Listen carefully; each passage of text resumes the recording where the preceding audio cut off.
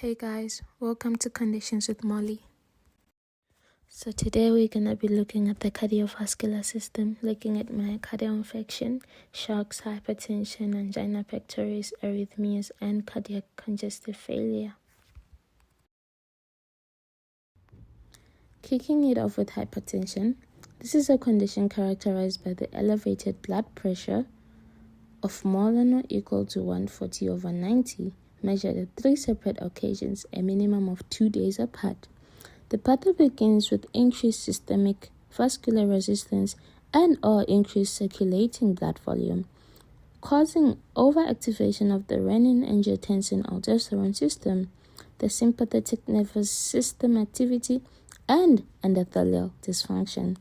This will result in vasoconstriction and fluid retention, and overall causing persistently elevated blood pressure. This condition usually presents in males more than 55 years old and females more than 65 years old.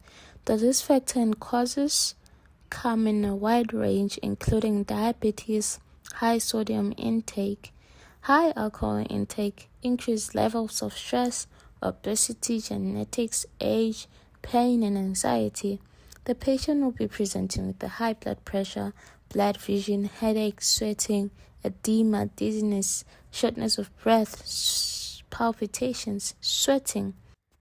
Investigations that may be performed on the patient: obviously measuring the blood pressure, do a urine dipstick, do a UNE, check the eGFR, and do a lipid profile. So there's different grades to this condition. There's pre-hypertension, there's grade 1 hypertension, which is mild hypertension, there's grade 2 hypertension, which is moderate hypertension, and then there's grade 3, which is severe hypertension. Pre-hypertension, you have your systolic blood pressure sitting at 130 to 139 over 85 to 89.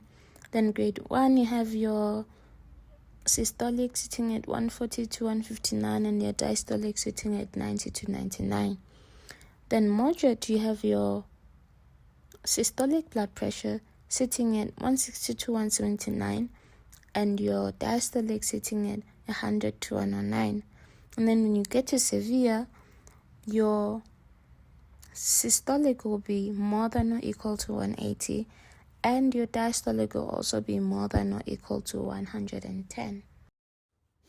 Moving on to treatment, we have our non-drug treatment and our drug treatment. Our non-drug treatment includes monitoring the patient's weight and their blood pressure at every visit, screening for serious risk factors. The patient must stop smoking and they must maintain an ideal BMI of less than 25. They must decrease alcohol intake and also be in a low sodium diet. They must also exercise regularly. And then we have our drug treatment, which has an abbreviation of HIASA. First of all, in drug treatment, we're still going to look at lifestyle modifications, where the patient is going to be on a diet, exercising, stop smoking, and all the other ranges of stuff. Then, the first drug is hydrochlorothiazide, which is a thiazide diuretic. The patient will take this medication daily. Then we have amlodipine, a CC blocker, we have enalapril, an ACE inhibitor, and we have spironolactone, an aldosterone antagonist diuretic. And lastly, we have atenolol, a beta blocker.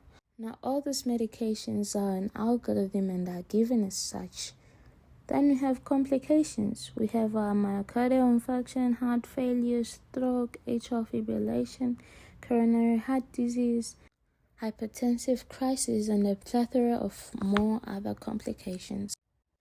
Thank you for listening, guys, and the comment section is open for any questions.